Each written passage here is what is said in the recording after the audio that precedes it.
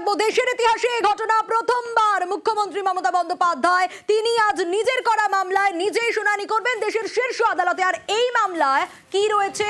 SIR হয়রানি নিয়ে commission আর সিইওর বিরুদ্ধে এই মামলা রয়েছে।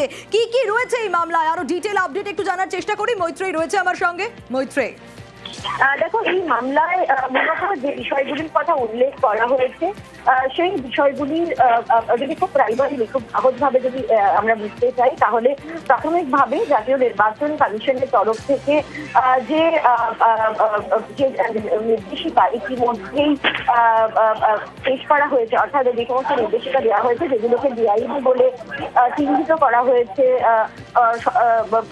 বেআইনি বলে উল্লেখ করেছেন এর আগেও তৃণমূল নেত্রী তথা মুখ্যমন্ত্রী মমতা বন্দ্যোপাধ্যায়, সেই নির্দেশিকাগুলোকে খারিজ করার আবেদন জানানো হয়েছে। এর পাশাপাশি আবেদন জানানো হয়েছে যে এই যাতে 2026 সালের যে নির্বাচন রয়েছে সেই নির্বাচন যেন একেবারে পুরনো যে ভোটার তালিকা সেই ভোটার তালিকা মেনেই যেন করা হয়, সেই আবেদনও কিন্তু জানানো হয়েছে।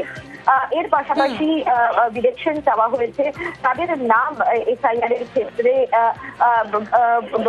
যাদের এই লজিক্যাল ডিসক্রিপেন্সির ক্ষেত্রে যারা হয়রানির শিকার হচ্ছেন, যাদের মূলত পদবি সংক্রান্ত সমস্যার জন্য যাদেরকে হয়রানির শিকার হতে হচ্ছে, তাদেরকে যেন সুমোটো ছাড় দেওয়া হয় এবং তাদের মামলাগুলো যেন আর একেবারে আর কিছুক্ষণের অপেক্ষা মৈত্রেয়ী, অবশ্যই আমাদের নজর থাকবে। কিন্তু এই এসআইআর